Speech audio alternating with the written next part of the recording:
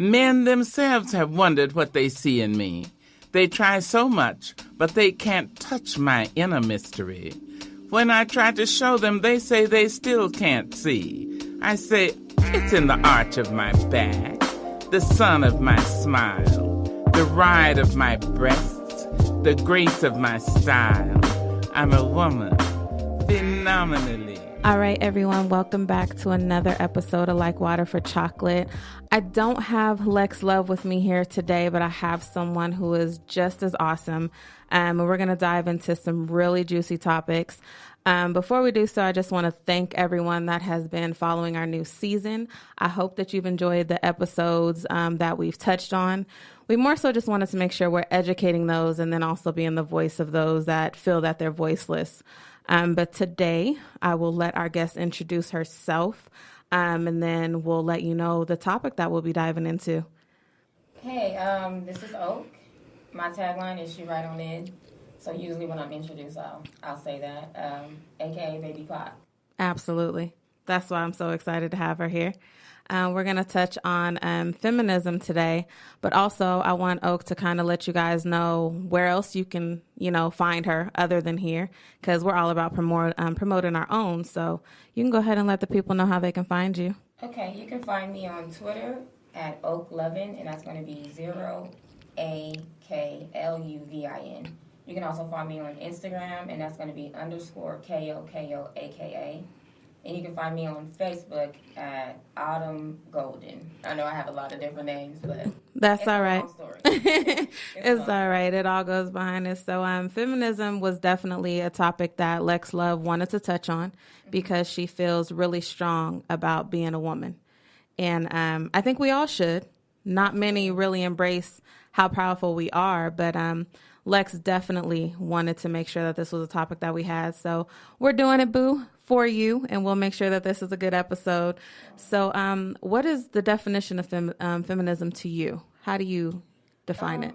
Feminism, as far as what I know about it, is finding equality amongst sexes. Okay. So women and men being equal through political action, in the workplace, socially. Yeah, that's my understanding of it. Absolutely. And that's the way that I see it as well. And I feel like there may be a difference to me between just your regular feminism and then for our Black feminists. I feel like the fight is a little different. When we all come together, yeah, we can definitely fight for the same thing. But I think as far as for on our end, it is a little different. And if you don't mind, I want to touch on that first. Sure. Do you feel like there is a difference between just your feminists that we have and then your Black feminists and the struggle that they talk about and touch on and fight for? I think it's a huge difference, and it's always going to be different between the oppressor and the oppressed. Absolutely. Although women are collectively oppressed, Black women, minority women are oppressed in a different sense. Yep, I agree. Supremacy is white. It's not colored. Right. So Black women often see a different type of oppression or disparities. And I definitely do agree with you on that, only because I've witnessed certain things, even most as just recently. So yes, 2017, it is real. I feel like a lot of people think that this feminism thing is something, oh, that's in the past. You all have equal rights now, and I don't know what you're crying about. That bothers me. Exactly. Because I watched a boss of mine fight really hard for a position, and she was very well qualified. Mm-hmm. I mean, maybe even overqualified. Was she Black too? She is a Black woman, okay. And it was not given to her. It was given to a white woman. Mm-hmm.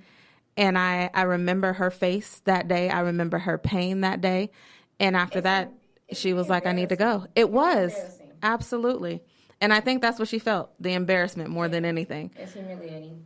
I think that, and maybe this is me being radical, and some people tend to think that I am radical, but I think that when it comes to employment, there's certain classes that are protected.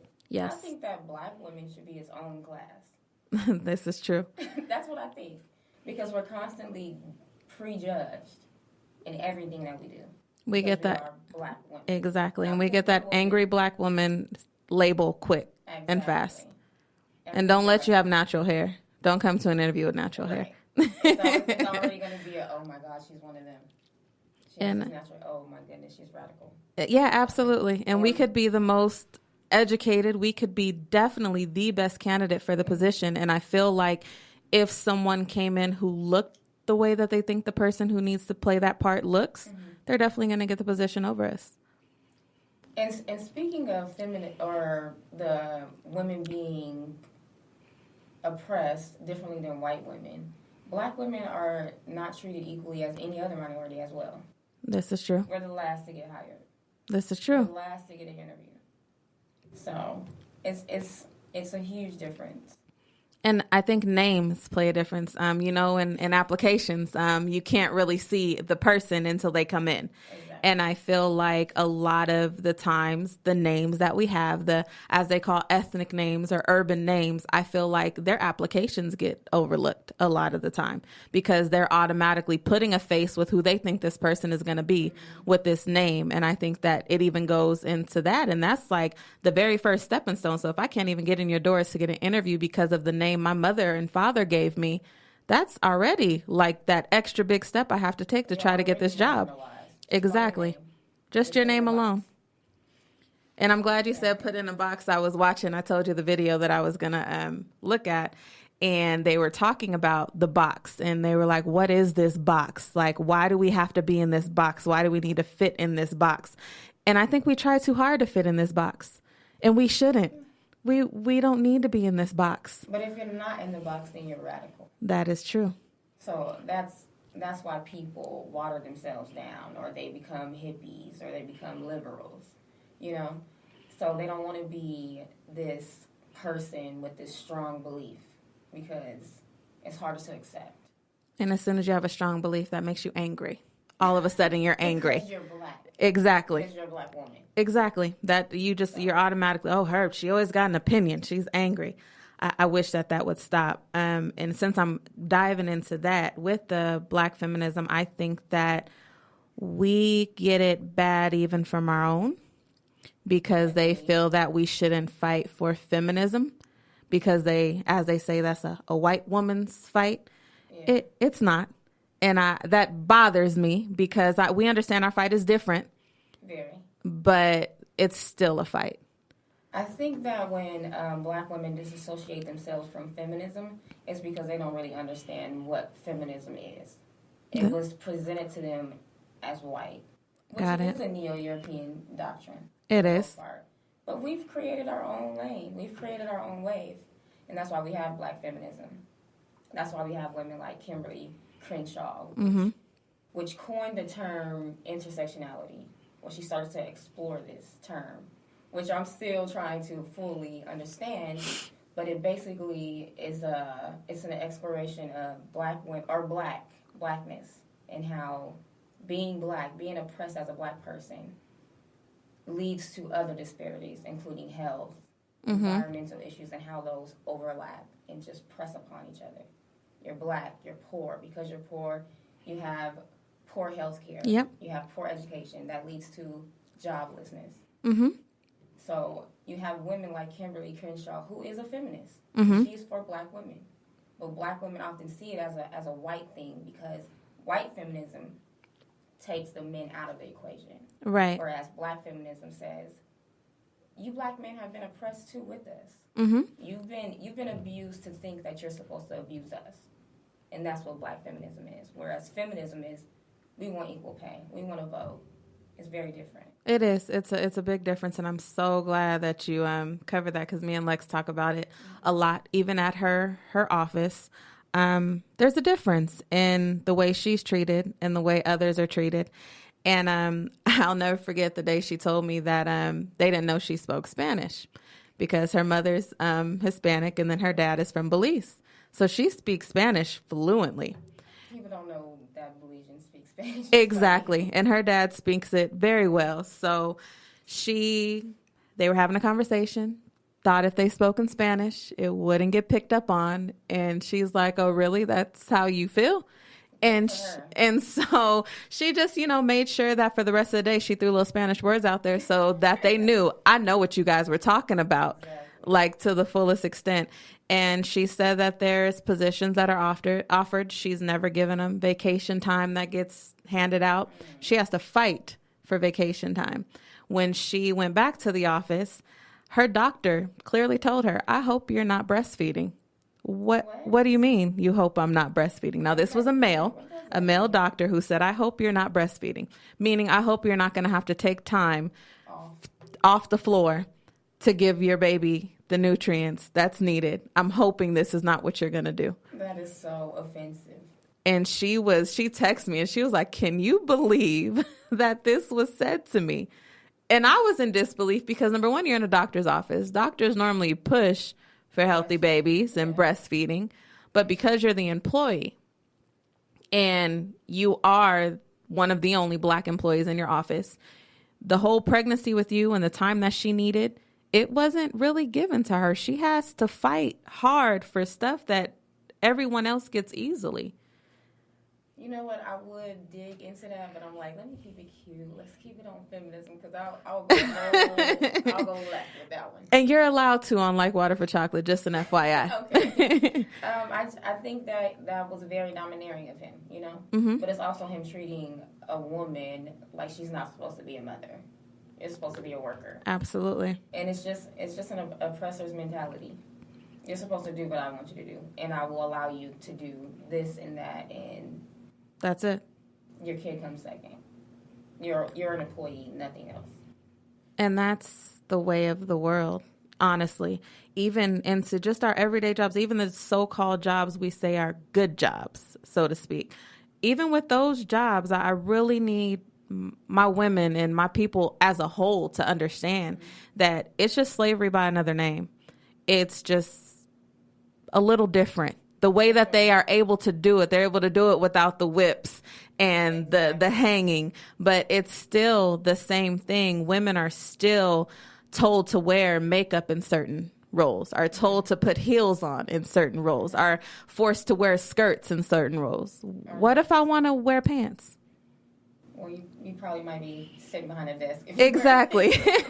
And I'm just saying this because when I worked front desk, there was an issue with me wanting to wear the pants that the guys got to wear and not putting the skirt on. And I needed to have heels on. First and foremost, I'm standing all day. I would prefer to have flats on. I have never thought about that. I've worked at casinos before, and I've never been. It's never occurred to me that some of the women might want to wear pants instead of those skirts. Because I'm like, oh, those skirts are cute. So it's never like, I wonder if they want to wear pants. Can they? And it was an issue. And I ended up having to take it to HR because I'm not a skirt person. I don't like skirts. And then y'all got these little knee-length, ugly fitting skirts. I don't want to wear that skirt. I would rather wear my slacks.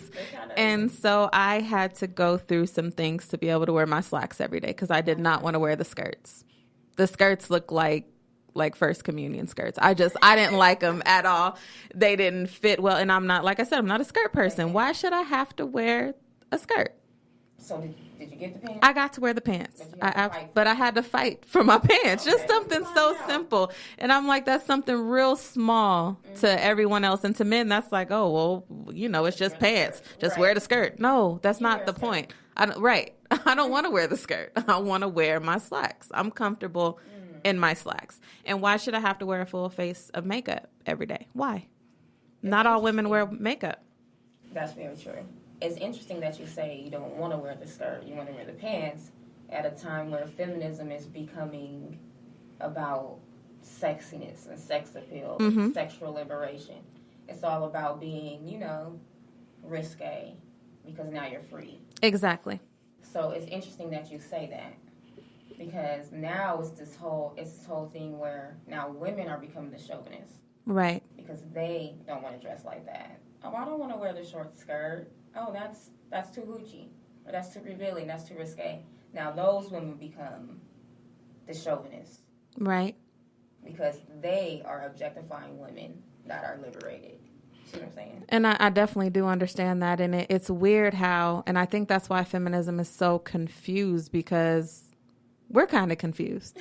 We don't really know what we want to fight for and what we want to make this thing about. But I'm glad you brought up the whole riskiness and the clothing and that being, I'm free. And I'm still trying to understand how that makes you free.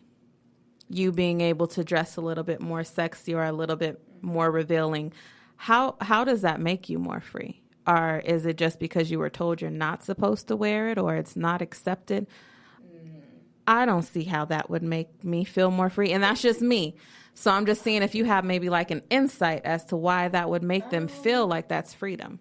I would have to look at the history of feminism. Like, feminism came in waves, right? Right, First right. wave, second wave, third wave. I don't know what wave this is now. But, so let's say like the first wave was about women's suffrage. So Okay. what they did was they marched up the streets with cigarettes. And women weren't supposed to smoke cigarettes back then. That was a man's thing. So it was a way to be rebellious. Like, look at us. We're smoking cigarettes. And they also shortened their skirts. So the skirts used to cover the ankles, so they made them come up above the ankles a little bit. And that was risque back then. Right, back then it was like, see her ankles, child? She could have put them ankles up. But it was a way to be rebellious, and that's what I see this generation of feminists are. They're like rebellious, like, look, haha, you can't stop me. Okay, But, that I can see. Yeah, but I think it trivializes from what my understanding feminism is, because women didn't want to be objectified. Now they're objectifying themselves. Mm-hmm. As a way to be rebellious towards men.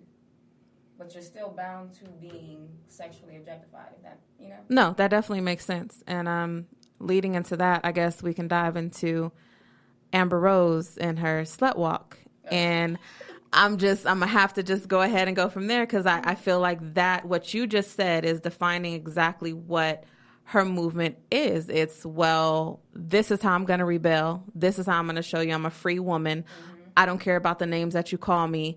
This is, this is me. She's embracing every single one of them. And she's like, why should I have to be called this when there's men doing exactly the same thing as me? But because I'm a woman. That's my very issue with it. Right? That is. Mm-hmm. That's my very issue.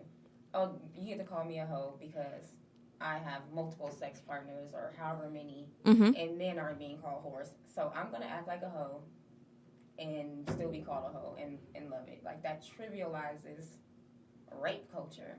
It does. And that's what she's supposed to be challenging. So for me, it's like, I see what you're getting at. I just wish you would have approached it differently. When she first started, I thought it was going to be something great. Honestly, when she first talked about it, I forgot what show she was on, but I watched it late night. And I'm like, okay, you are called these different names. And, you said I'm a hoe by many names, and I'll own that. But at the end of the day, you also have young girls who know who you are. Right. And I just feel like some of the messages are a little bit too much. Like, I feel like there's a limit. Okay, so you wanted to do your first little... the slut walk, and you wanted to be in this slut walk. Well, the big slut walk. I'm sorry, I didn't mean to call it small, but she had on like this bodysuit. She looked painted on. It was something real painted on. Like a leotard type. Exactly. Okay. And that's fine. And you had your signs, and the first one was good. The messages that were being talked about were good. The people she invited that had their signs, it was good. But then it turned into something different. It turned into the more you show, the more you're liberated. That is when I'm like, I don't believe in that. You kind of lost me there. I'm just waiting to see somebody at the slut walk. And it may happen, and it may have happened. It may just not have been photographed, or we may not have seen it surface. I need somebody to catch that. Please do. But I don't. That's my whole thing with feminism. I don't. Like I was telling my husband today before I came to record, I don't even truly know the meaning of it to this day. Mm-hmm.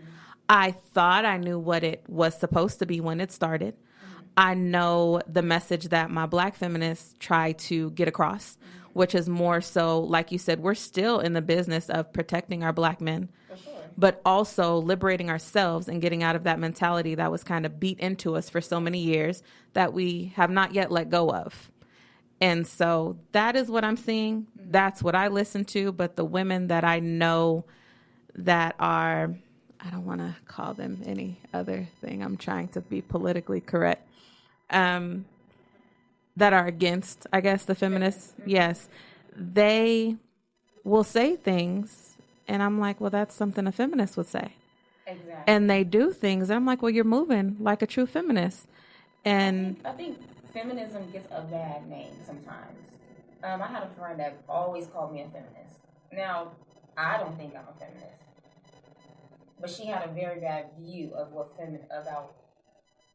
what a feminist is. Mm-hmm. Because from her idea of what feminist is what white women were. Right. Which is, man haters, I guess that's how you. That's what it is. And sometimes black feminists adhere to that ideology too. Mm-hmm. So they become these man haters. But there's so many different elements of being a feminist that you can hate some, like some. You don't have to adhere to the whole concept. And that's where I think the issues become. Because people are like, oh, well, I'm not a man hater, so I'm not a feminist. Well, what's her name? Kathleen Cleaver? Yes. She loved her man. Absolutely. Neither are any of the black women that were part of the Black Panther Party. Exactly. But they were feminists in their own right. They never said, hey, I'm a feminist. But because of what they've done. What they stood for, exactly. For being a feminist. Like with Kathleen, she didn't, like you said, they didn't say, oh, I'm a feminist, but she led the way for certain things to start for black women. So she definitely did. And on her last interview that I saw she did in her older age, she said, I appreciate the title of being a black feminist, but when I was doing these things, I was really just doing what I felt was right in my heart. I wasn't doing it with no hidden agenda. I wasn't doing it because someone told me to. I was doing it because at that time, that's what needed to be done. She was so strong and powerful. She was one of the first women to be a decision maker in the Black Panther Party, which is amazing because at first they weren't so taken on to kind of letting women have that role of telling them how they were going to do things or where we're going to, go do this. And she was like, no, but I got all these ideas and you're going to hear me. And she also had a strong black man behind her. And they went through a lot together. And not once did she leave his side. When he got pretty much banned out of the country and had to go somewhere else, guess what? She went to go visit him there. They still built their family, and she fought hard to get him back here. And so to me, I feel like she is what feminism is for me because it's about being a strong woman. Regardless of the odds that you have to face, regardless of the oppression that you have, she didn't let it stop her. And she actually built upon that. Pressing on, perseverance. That's what it's about. It's about forward movement, progression. And like when we talk about black feminism, like Alice Walker, she coined this term womanism. And she said that womanism is to feminism as purple is to lavender. Okay. And I was like, yes, work, honey. Because it's not too different, but they are two different colors. Yeah, they're different, but you get lavender from purple. Exactly. It's like womanism embodies everything about being a woman. Where she was saying feminism is more of it's taken from womanism, if that makes sense. Just like lavender is watered down. That's good. Now when you think about it, it's added. You add white to purple for lavender. That's good. Y'all gotta hear me snapping on that one because, yes, I love all of that. And that's what I'm gonna be looking into for the rest of my afternoon. Yeah. Because that's good, but that's real. That's real. I didn't even think about the color elements. I always thought about how pure purple is and how lavender is not that pure. Or it's just a little lighter. Like it's not as hard. It's not as aggressive. But no, that's all right. Come through with that. I love purple and lavender. That might be my new colors for the rest of the month. That's my favorite. Purple or lavender? Purple. And the way y'all could see her live with the way her face was when she said the purple. She meant it. But Lex couldn't be with us, but I want to make sure I throw this in before we move on to the next subject. But she said, as women, and this is her definition of womanism and feminism, she said, as women, we carry the strength of the world. We are strong and powerful. We bear children. We work. We cook. We coddle the male ego. And we can do more with less. Women can be stricken with devastation and heartache, yet continue to flourish and raise children that excel. To hurt the woman is to hurt yourself.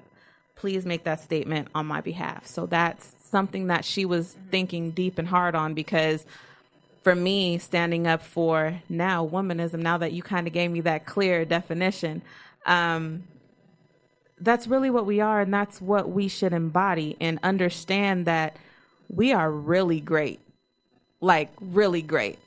I don't believe there's nothing greater. And so for her words, she's just more so wanting everyone to understand that your definition of this can be your own. Right. You don't have to follow what they did before or what the white women did before, or make it even about color. You can make it about yourself. Exactly. And make sure that you actually stand for something. Because there's a lot of women that never stand for anything in their lives. They just kind of go through lives and do what everyone else expects them to do, or expects them to say, or what'll please everybody, what'll make you happy. And I'm not a yes woman. Everybody knows that. I'm not a yes woman. Well, that's a good quality. It's hard to say no sometimes. It is. And women, you know, for the most part, I guess women are supposed to act like ladies. I kind of don't know what that means. Me either. But a lady is supposed to be passive and like a princess and sweet and just, you know, non-dismissive, whatever. I don't know anything about that.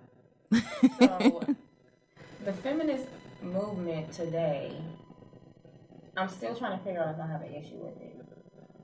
Because I do believe in being sexually liberated, but I don't believe in saying, oh, I sucked a few penises last night, it was awesome. Or, I love having sex with as many men as I like to, or a hoe is life, you know? But when you say that, you know, you can look at feminism how you want to and see how you want to move forward with this movement. I think that mainstream society is making it become raunchy. Exactly. So now there's this whole raunch culture, which is termed by a feminist named Ariel Levy. And she wrote this whole book about it. And she's saying how mainstream feminism is raunch culture. Is that something that you agree with, or do you think that we still have people like Oprah Winfrey or Karen Civil that embody something else? They definitely do. However, in our day and age, I feel like the raunch culture is more talked about. It's more advertised. It gets more attention. It's enticing. Absolutely. Because, I mean, you get people like Amber Rose with barely anything on, and the people that she is around, most of the time, they're gorgeous women, and they have barely anything on. So it's going to definitely draw attention. I think people, number one, underestimate, you brought up Oprah. That woman, she's one of my favorite. A lot of people disagree with me on that, and they say, well, she could do more of this or she could do more. I feel like Oprah led the way. That woman, she had a struggle. Like, if you ever really pay attention to her story, just read up on her, even just a little bit. She came such a long way. And I feel like the moves she's making, the fact that she's one of our only black women that are on the billionaire list, she's in Forbes, I love Forbes, by the way. Her own network. And she's doing great things with it. The shows that she has on there, they're not all great. Some of them are a little, you know, but they're good entertainment. But she also has some really powerful shows on there. And she doesn't neglect her community, how people try to say she's been whitewashed. And One small thing. Mm-hmm. Growing up, I did not like Oprah. No? I liked her for the simple fact she was a black woman millionaire on TV. Was poor, homeless, and now she's successful. But I always thought that she didn't identify with us. I'm like, she never talks about us. She never talks about black people. All she says is, if you want to do it, you will do it, as if obstacles aren't in front of us. Right. All the time, especially as black women. This is true. Especially as a poor black woman, you know? So I always had this issue with her. Until she got her own network, then I started seeing her be, I guess, more black. For the sake of being culturally black. And I'm like, okay, I feel you. I dig you, Oprah. And then somebody pointed out to me, and this was this year, this was probably like last month. Okay. My boy's like, shout out to D Mouse, he's the one that told me this. He's like, if everybody would have paid attention to what movies Oprah played in, yes, you would have always known that she was for us. Absolutely. She just knew what she had to do to get to the position to where she can make it about us. Right. Like I don't have to voice it. I'm just going to show you. I'm going to show you. Exactly. And that's why I've always had so much respect for her. People would, oh my gosh, I used to catch it bad for being a supporter of Oprah. But I support, even back to her little talk show when she had that ugly little bob and them big glasses, I always watched Oprah because she was one of the only black women on TV with a talk show, because there was Sally, wasn't Sally? And they had Jenny Jones, and then they had Ricky Lake, and those are all white. I did like Ricky Lake. She had all the... Mm-hmm. With your business sometimes. She would, absolutely. But they were all white. And then I had Oprah. And she was a woman who would talk about a lot of different issues. And if you caught on some of her shows, she would really dig in if somebody on her show said something that seemed a little bit racist. Right. And people missed that because we were young. But I always watched her, and I studied her, and I watched how she moved quietly but loud at the same time. And that let me know that you don't have to say too much if you do a lot. So shout out to Oprah. I like her. I like her a lot. That's my girl. Y'all can give me grief later. Y'all know I don't give a damn. So Oprah's my girl. She's dope for sure. What are some other women that you appreciate or that have influenced you? The woman that's on your earrings, Oh, Angela Davis. That's, I call yes. her Auntie Angela Davis. That's my aunt. She don't know, but that's my aunt. I love her. Like, she's radical in a sense of whatever radical means. Like, whatever. I really don't think that it's radical, but it's radical because society says it is. Because she doesn't fit into that box that they talk about. She challenges society. Absolutely. So she's radical. So yeah, I like that. I like that she's been an activist for all these years. She's been in prison, got out. When she walked to the courtroom, she still hit them with the black Absolutely. power, or black liberation. That's the correct term. And that's just my favorite. I read her books. I aspire to be like her. Well, you are well on your way, because sometimes I read your posts and I'm like, yes, oh, come through one time. But no, it needs to be said. And there's a lot of things that I say that I feel needs to be said. That's why we wanted this show, because there's a lot of times where we're told we're not supposed to talk about certain things. And so I appreciate you and your voice. Exactly, like sex, because my show Pillow Talk is all about sex. And I feel like we're allowed to talk about it because not only are we talking about it, we still throw in education. We're not being just messy with it. Right. It's fun. We're making it fun, but some of our people don't want to listen to just education. So we'll throw it in there.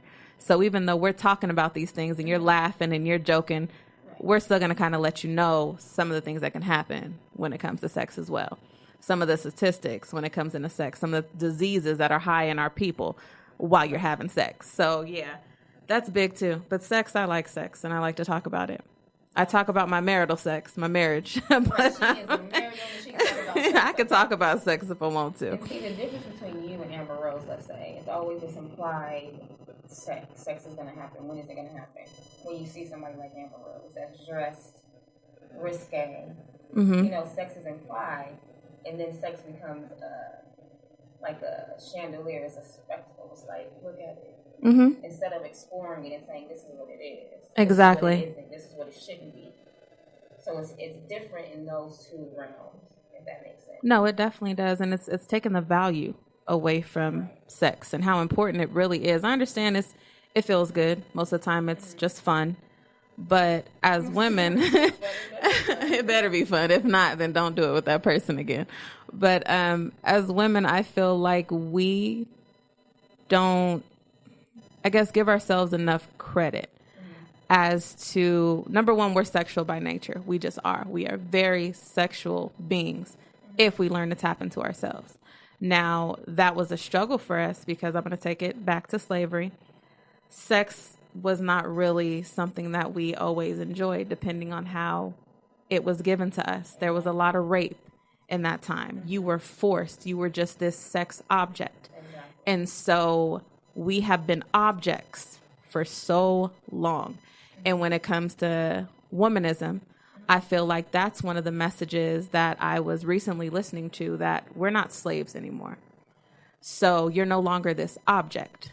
You are a woman. You possess this amazing thing between your thighs, and you don't have to just give it away. Not everybody deserves it, and you don't have to flaunt it. Right. You know you have it. You know you possess it. You know the things you may be able to do with it. You don't have to tell the world that you can do these things or let them look at you as an object, because we've been through too many years of being an object, of being something less than human, of being something less than who we are. I like when you bring it back to slavery and being objectified. Mm-hmm. So it's a difference between being sexy when you're a white woman and being sexy when you're a black woman. So black women, you're not allowed to be that sexy. Right. Once you're super sexy, you're a hoe. You're a hoe, automatically. You're a slut, you're a hoochie, you're a hood rat, you're a bitch. Mm-hmm. You're all of that, because during slavery, mothers were protecting their children, their female children. So they would say, cover up, don't dress like that, don't move like that, don't show that curve, don't show this. They're constantly keeping them hidden. That happened. That continued after slavery. Yes. Once we were in the community and were being raped by white men or chased down and brutally attacked because you're less than human, you're subhuman because you're black. Exactly. You're not allowed to look sexy, because if you look sexy, then you want me to rape you. Black women were always told, don't be sexual. Don't be sexual. Don't show your body. If you do that, you're a whore. You're a hoe, because that's what was happening. You were being raped back then. Whereas white women, they found that liberation earlier, because they're not viewed as hoes. I can wear the same outfit as a white woman, and trust me, I'm going to look more disgusting or more offensive than she ever will. This is facts. She's a white woman. On top of that, that's society looking in. On top of that, what's inbred in our community and the black community is black women are not supposed to be sexual or outspoken about it or looking a certain way. And that's only because that came from the protection of our community during slavery. Exactly. And I feel like even though you said we're not supposed to do these things, it seems like the only time we can get attention from the black man or get attention from our peers or whoever, or from the white man as well, is by looking this way. And so it's like, do we look this way? Do we not look this way? Do we want to be the woman who dresses, with the business suits and the slacks and, stays covered up? Or do I want to show a little bit so I can be looked at a little bit more? And that was something that I battled with, because when I was younger, I showed it. Skin tight clothes, little shorts, halter tops. I was all over the place. I'm in your face with my attention. And so I had to find a balance, and that just came from being wiser and everything. Nobody told me, Whitney, don't wear that. My mom was like, you dress how you want to dress. She just was that kind of mom. You wear what you feel comfortable in. Don't let anybody tell you anything different. And I catch myself doing the opposite with my daughter. I catch myself wanting her to not wear short shorts, or shorts that they're not even that short, but her legs are so long. So I'm like, baby, I'm gonna get you some Bermuda shorts. It's like, oh, don't dress sexy, dress sexy. Don't dress sexy, dress sexy. See? And I think it's just, the wave of how society goes. The first wave was, okay, we're gonna be these strong women, and we're gonna work, and we're gonna vote. Then it was like, okay, let's get the same amount of pay. Stop beating us up. Now we're gonna dress sexy, and you can't beat us up because of it, So everything kind of comes full circle, it seems like. And it's like right now, even with that, we're gonna dress sexy. We're gonna, call ourselves sluts, hoes, and all of this.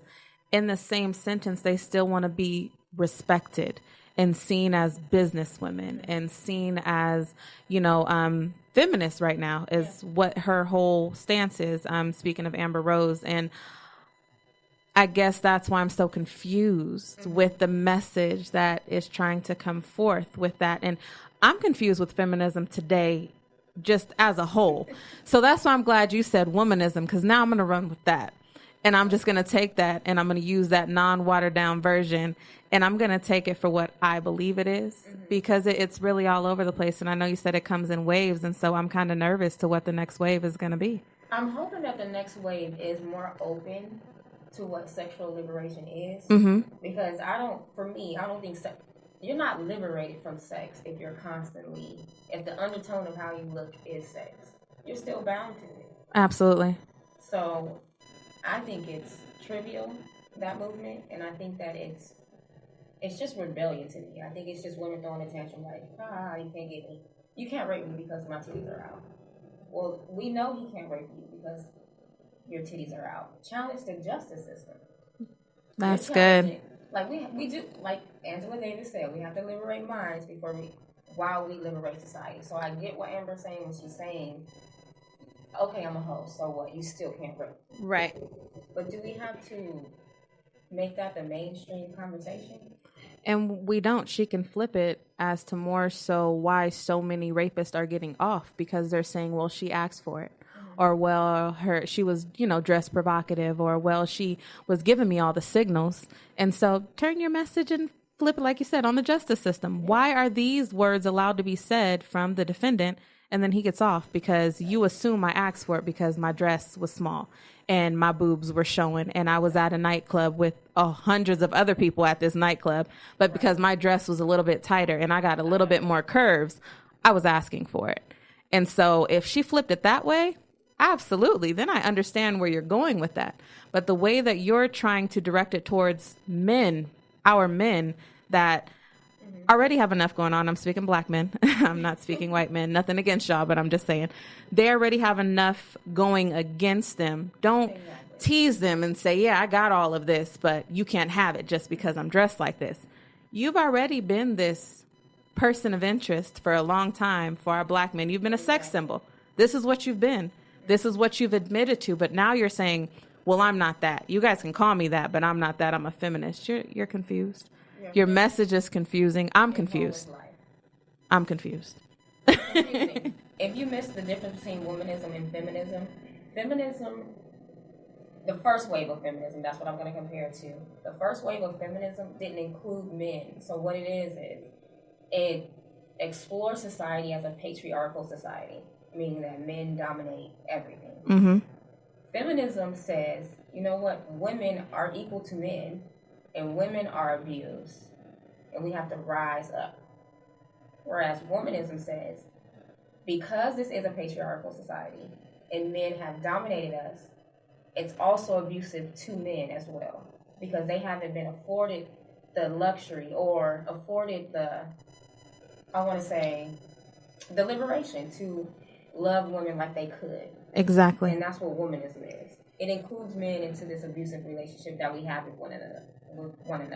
So that there's really no division. There's already enough division. And I know that I always relate to black women and men, but you guys can't help it.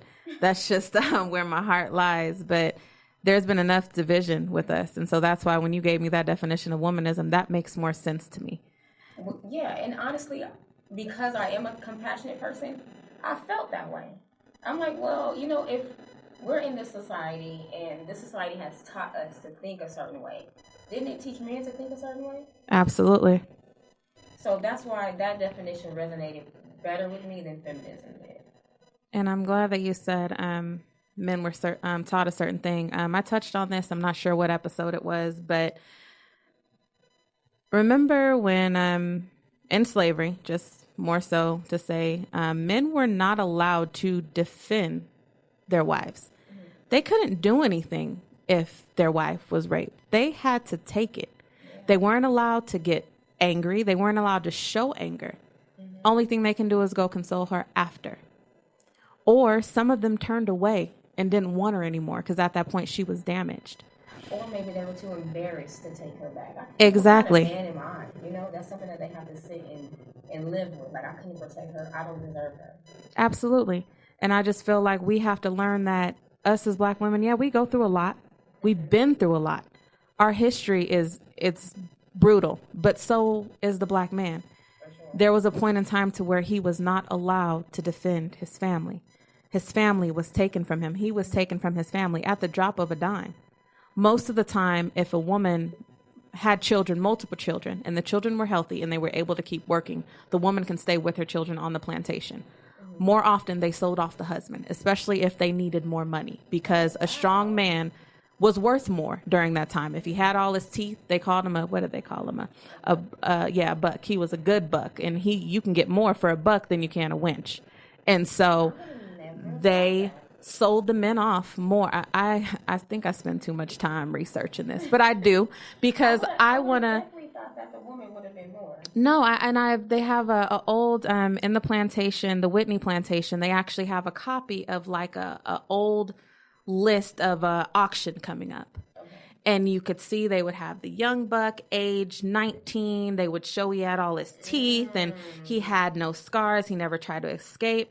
This young buck, this price was up there. But you would see a wench, and it would say wench, and she would be worth a third of what this buck would be. And then young boys, young men, not even, I can't even call them young men because they were like 8. They were worth a lot, a whole lot. Wow. But a young little girl, not as much, unless she had already been quote unquote broken, and she can now be your wench as well, which means that she can be slept with and molested and everything else. And so these men went through, they've always been, I guess, taught to look stronger because they would be worth more, and be a little bit more, cocky because they would be worth more. And so now that's why we kind of have this in them. And I believe in generational curses, you guys. It doesn't go away. It's just different now in society. It's always reproduced. Absolutely. Just in different ways. The women cost less. Still fighting for equal pay. Still fighting for equal pay. Exactly. Okay. And so it just all makes sense to me that way, on that aspect. And I just feel like if we step back, took a little bit more time, and incorporated the man with us in the womanism, I feel like it would be a stronger fight for the most part. We'd have a stronger voice because, yeah, we want to be heard as much as they are, but let's be real, at this point, their voice is a little bit louder. Mm-hmm. So if they're speaking the same things that you're wanting to get out there, and they're giving your message as well alongside of you, mm-hmm. it's a little louder. It's just that roar is a little bit deeper. And so that's why I was always on the fence with feminism, because I'm not anti-man. Exactly. At all. Exactly. And feminism kind of neglects it. Mm-hmm. It says this is a woman's issue. But it's okay. Men can have an opinion on a woman's issue. And that relationship between men and women has to be healed.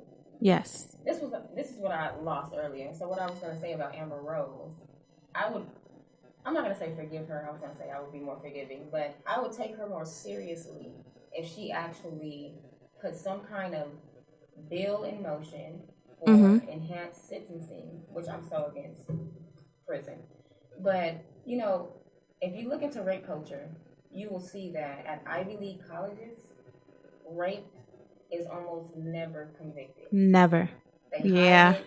They treat it like it's never happened. They tell the girl or boy that it didn't happen. Mm-hmm. You made it up.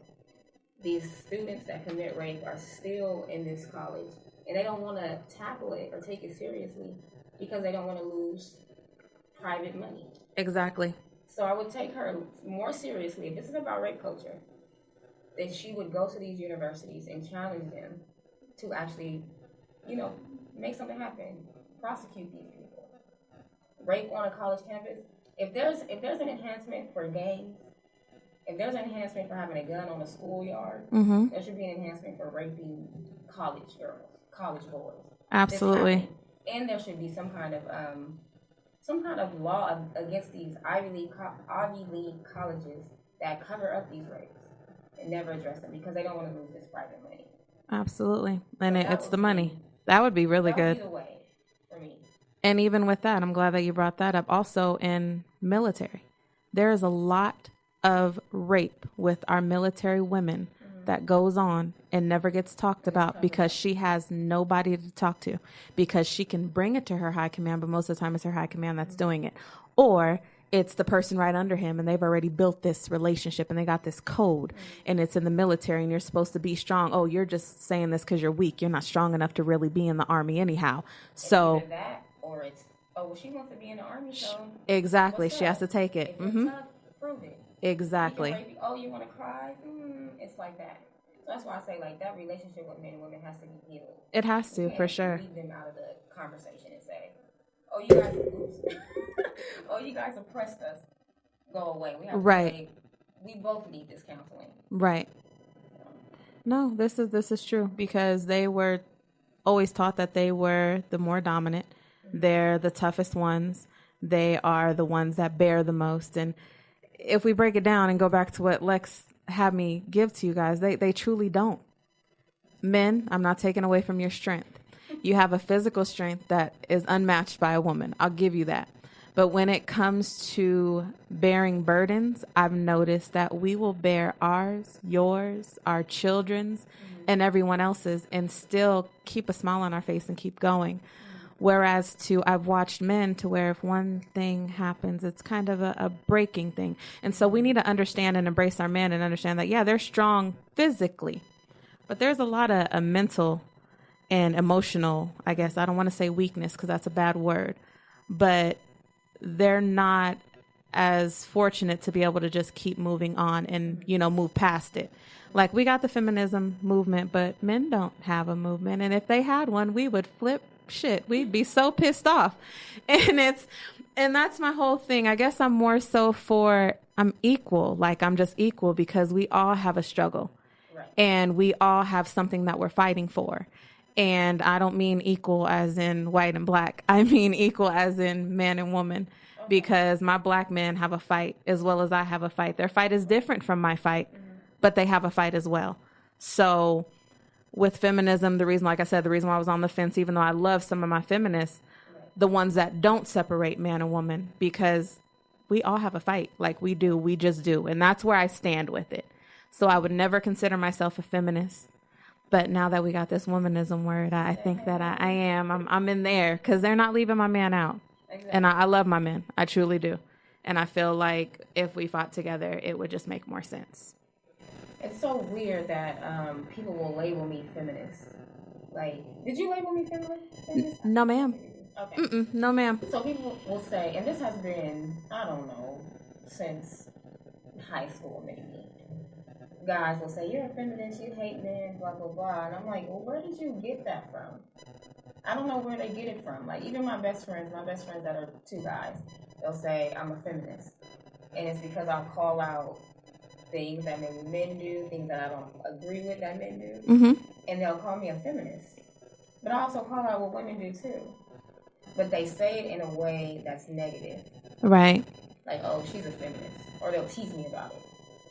And as much as I didn't want to associate myself with it, I'm like, if Angela Davis is a feminist, then I'll be that. Absolutely. No, when I told Lex I wanted to have you on the show, it was more so because I said, Oak has an opinion. And she does her homework before she gives this opinion.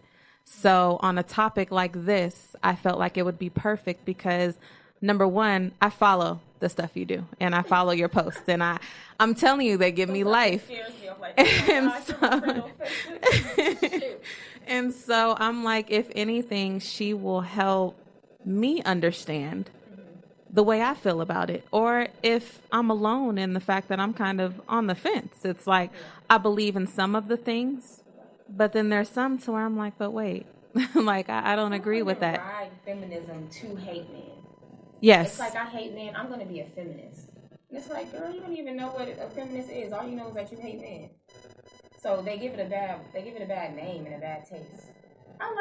Honestly, Amber Rose's relationship to it is a little bit different than what some men will call black feminists that they hate. Right. Not the ones that we were talking about. Right. But the ones that just spew hate towards black men. And they're like, oh, black men, they objectify black women.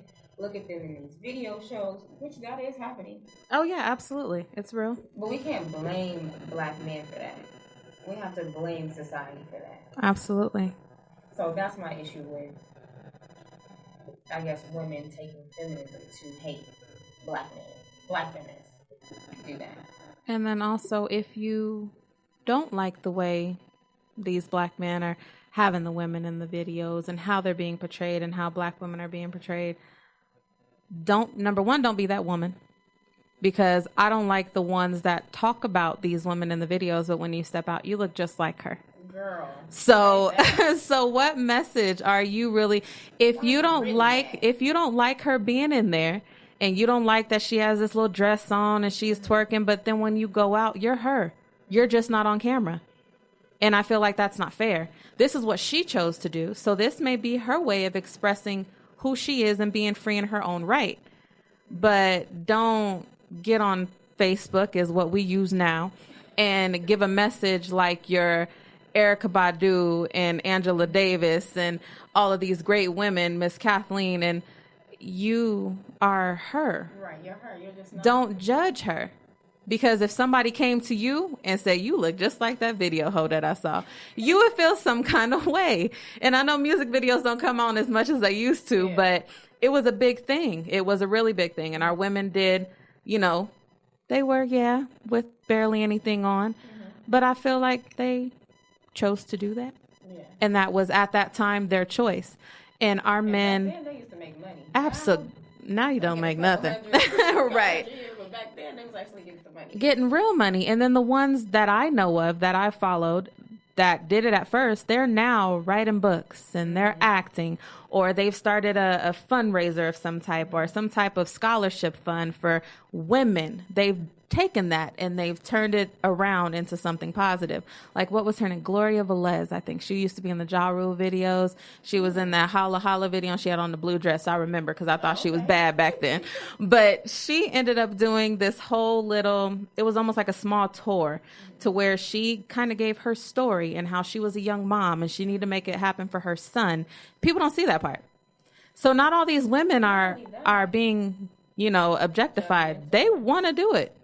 Not only that, you got to think about this type of modeling, because it's like urban modeling. Mm-hmm. It was actually a nice outlet for women that were short, black women. It wasn't a lot of jobs for models back then. Right. But when you had this boom of hip hop and these hip hop videos, it was jobs for folks. Yep. So, I mean, we can be critical of it, but we also got to recognize that it actually started careers for folks. It definitely did. So sitting back and being judgmental, that's why I try to say, you know, be objective. Like, don't be polarized. You don't have to agree with it. You can find the things that you don't like about it, and you can find the things that you like about it. And I think once we start to, attach to things, that's when we kind of lose. We miss out on learning. Absolutely. I'm glad, attaching. So, but I'm still attaching to womanism. I am. I'm going to attach to that I'm attaching to. But I'm always for learning. And that's another thing that I appreciate about you. You are constantly learning. You are always reading, which is very good. And to me, that's one of the major parts of womanism, you guys. And feminism, for my feminists. Education is best, because if you have a younger generation of women that are wanting to know what you're fighting for and what to stand for, if you can't educate them, it's not going to work. It's going to be a lost cause. Because I feel like with the slut walk, the movement, there's no education behind it. It's sure. It's a hashtag movement. There's no real education. It's like, I feel like she's just spreading opinions. Like, I have an issue with people that spread. I guess I'm opinionated. I wouldn't necessarily describe myself that way, because I feel like opinions don't come with facts. They don't come with awareness. They don't come with education. They don't come with studies. They don't come with data. Exactly. Historical evidence. It's just, I don't like that because they're whores and look at how they're dressed. They're disgusting. Mm-hmm. Instead of saying, these women dress like this because it's hip-hop. Hip-hop is sexually exploited. Hip-hop is a part of neoliberal thought. Neoliberal thought breeds hedonism. Right. It's not all of those things. So I try to spread awareness much more than just giving opinions. And you do. You don't really state just opinions. I try not to. If I see something that I post and I'm like, ooh, that's an opinion. How can I spin it? And I'll see you later in the comments and be like, you know what, I read it. Let me give you guys a clear, understanding of what I really meant. No, absolutely. No, you are Baby Pac for sure. Aww. Because you will say whatever you feel, but you'll say it. I don't want to say gently, because some people may not think it's gently. I think it's gently because when you word it, you give clear explanation as to why you're saying it. And I feel like if women did a little bit more of that, it may be heard a little bit more clear. And it may be accepted, is what I'm saying.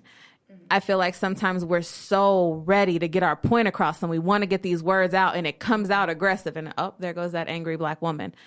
But if we, people think I'm angry. I know they do. I know they think I'm angry. And I'm just like, I'm not angry. That's why I had that post about black and educated. I had that post about being black and educated and I was like, and happy. Mm-hmm. Because I'm like, these people think I'm unhappy. These people think that I'm angry. These people think that I'm mad when really I'm just spreading awareness. That's it. I'm just talking about something. I'm creating a dialogue. I feel like I'm exposing things. Mm-hmm. If you don't already, know about it, if you haven't been exposed to it before. But people view me as this hostile, what I think, angry person because their comments towards me is find peace, like the hippies that I have a huge problem with. The neo hippies, they kill me. But they're like find peace and meditate, or if someone makes you react a certain way, it's because of you. And that I don't like. that's one of the most abusive things that you can tell somebody. Yes. So you mean to tell me if somebody's doing something mean to me, it's my fault. React, it's because I reacted. This person is mean. Can I call him out? No? Oh, okay. No, but you can though. And they used to tell me, what did my coworker call me? Malcolmetta, I think is what she called me. Oh, like a female Malcolm X, more so at work, only because when something in my corporate slavery form of my everyday life, when it upsets me, I am vocal. I'm vocal professionally, but I'm vocal. I'll go to the highest boss and I'll let you know how I feel about something that's going on. I'll let you know if I feel like you overlooked what Becky Sue did, but as soon as I did something maybe a little bit close to what she did, I'm getting called out on it. Like, so I want to know why you're micromanaging me, but you're letting Becky Sue disappear for hours on out. Why am I not seeing that many people that look like me in positions like yours? Why did a friend of mine have to work so hard to get noticed? And then you guys didn't notice her until she decided she was going to leave.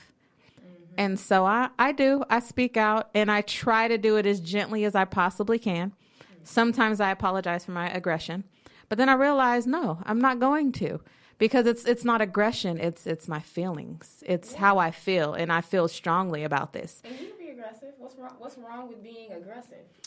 I guess it's quote unquote not right. Exactly. It's not the right color. It's not the right color for aggression. Right. And so, I will be Malcolmetta. And that was Erlana who gave me that name. She calls me that all the time.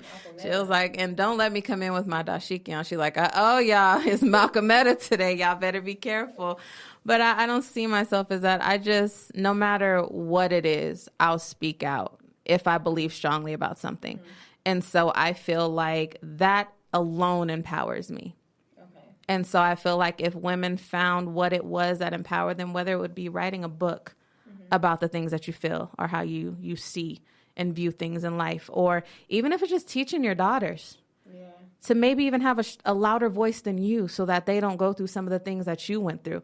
Teach them that. Like my daughter, she is such an individual. Aww. And I allow her to be such. She has no filter. Gianni is Gianni, and she's going to be that way. And I see her doing great things.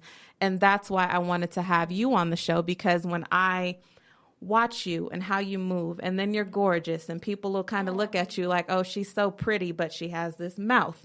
And so they don't know how to receive you. And I think it's awesome because you're this little bitty thing, but your voice is huge. And so I feel like women like that are needed. Okay. So I want to let you know you're needed and you're valued and your voice is needed, which is why we wanted you on here. Oh, that's love. Absolutely. I'm starting to see that I'm getting like love off of doing radio. And I'm like, wow, I thought that people were going to hate me. I'm like, these people are going to hate my guts. But my boy DJ Valet, shout out to DJ Valet, when he brought me onto HB Radio, he's like, I brought you here because you are that strong black woman. I Absolutely. want you to be that on this show. And I was like, I don't want to offend anybody. He's like, offend them. I'm like, sometimes they need to be offended, because then it shakes shit up, and then it makes them start to think about things and realize things. And they're like, you know what? Goal. She was right. I just want people to think critically. Mm-hmm. I want people to think like they've never thought before. Absolutely. I want them to be empathetic to other people's thoughts. I don't know if I come off like a bigot because I don't know how I look. I don't think I do, but maybe I do. I don't know. But my only goal is to make people unlearn what they think they know and just really see if they really agree with the things that they think. Because they're so programmed. Yeah. So programmed. Think critically, like, are criminals really criminals? Or are they criminals because they were poor or uneducated? Were they criminals because they are evil? Or are they criminals because they're lone wolves? I don't know. Lone wolf. But I just love that phrase. I think that, I'm yeah. never That's let that phrase go. Seen a bunch of lone wolves earlier. All these lone wolves. There's a lot of lone wolves out there. They're not terrorists. They're just lone wolves. Exactly. But that's another show. But I just, honestly, with this whole show, I just more so wanted to make sure that women understand that we have a voice. For sure. And when you want to give a message, make sure it's given correctly. It doesn't matter how you think somebody may receive it. If it's your truth, let it be heard. Mm-hmm. If you feel oppressed in any situation, speak out about it. For sure. If you don't know what moves to take, ask others. And I wish women, Black women, were more friendly towards one another. Agreed. Because I feel like we can learn a lot from one another. Mm-hmm. And I've learned a lot just from the few that I know. Mm-hmm. But I think that if I was able to reach out to a few more in all walks of life, not just the ones that are in college or highly educated or working in corporate, not even just them, but I'm talking even some of my prostitutes. Reason being, I want to know why you chose this route, because I want to know why you're judged so much. So then if you're not able to speak out, let me be the voice for you. Because you never met anyone in the sex industry. One. Okay. And she was in there for a while now, no longer. But she's the only one that I got to talk to. And then once I learned her story, it's almost like the life chose her because she was molested at a very young age. And it started that cycle very young. Mm-hmm. Sex was no longer something of passion for her. It was no longer something of, well, this is what I do with the one I love. It was just a thing. It was just a thing. And now that I can do this thing and I can get paid for this thing, I'm just going to do it. But nobody sees that side of it and nobody speaks out on it. And that's why I'm not judgmental at all. I got friends from all walks of life. And I just feel like as women, we forget that part. And we just judge each other really, really, really quickly. I've worked in adult entertainment for years now. I want to say about 8 years. I've been in and out of that industry. So I'm familiar with the mentality that women have in that industry and also in the sex industry. Mm-hmm. I think a lot of that plays a role on money. For sure. More than it does being a woman or having sex or using the pussy as power. Mm-hmm. I think that's just something that they tell themselves to make money. Right. Because the thought is right now, not to get back on neoliberal thought, is if it makes money, then it's cool. Mm-hmm. As long as it makes money, then it's all fine. Good. Right. So go hit the carpet. That's the mentality, especially in Vegas. In Vegas, there's no other hustle really. Right. So if you don't get hired at a club to be a cocktail waitress, you might be a stripper. And if you're not a stripper because you got charges, you're probably a hoe. Exactly. And it's okay because it makes money. Mm-hmm. So that's where I think a lot of that mentality comes from. And with her, she said the reason why she did it for so long is because she felt that she didn't know any other way. She didn't have a resume because her whole resume was being a hoe. She was like, I can't put that on a resume. And so I said, okay, well, let's put a spin on it. Let's call it something different. Mm-hmm. Let's more so. It was customer service.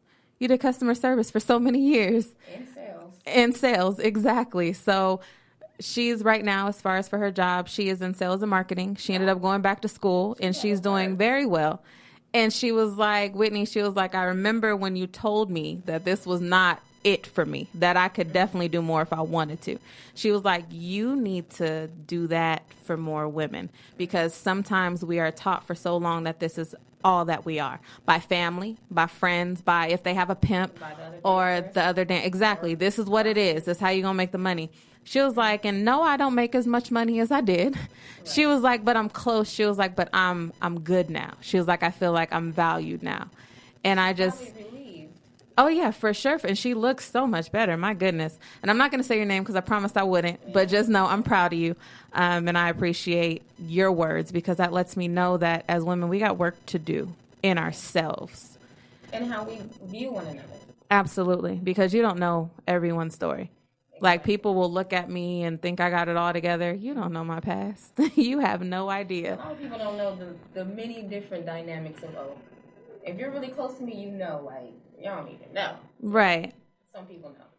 And I feel like we make the best stories, but then we also have the best voice. Once we finally find that voice and we do speak out on it, I think that it travels further than those that have not really been through things. See, I found my voice, I want to say. I've always been like this. But on social media, I started to get a little bit more loud. Mm-hmm. I want to say in like 2014. About 2014. Then I made a new Instagram, and I was like, you know what? I'm not going to be this loud, boisterous person. People don't like that. I don't think it's attractive. I lost friends.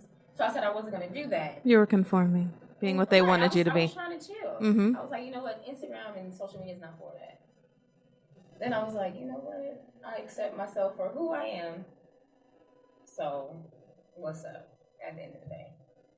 Well, I'm glad that you decided to come back to you and be you, because if not, you wouldn't be sitting here with me having this conversation. And you educated me on a lot in a small amount of time. So I appreciate your time on that. And we definitely are going to pick back up on this, and I'm going to add to the panel. I want to do kind of like a panel. I want to have topics, and I want us to discuss it from a woman's point of view. We can bring into womanism, feminism, the difference, the oppression. All of that needs to be talked about. Okay. And I would love to have you back if you would love to come back. Love to. Because I feel like that would be really good. And if you know anyone that also has a voice like yourself that's unapologetic and will just speak what they feel, that'll be good as well. But we're going to go ahead and wrap it up. Lex Love, thank you so much for your voice, even though you weren't here. I hope that I gave your message properly. Oak, thank you so much for your time. I definitely appreciate it. And you guys, until we meet again, it's your girl Truth, and this has been Like Water for Chocolate. Have a good one.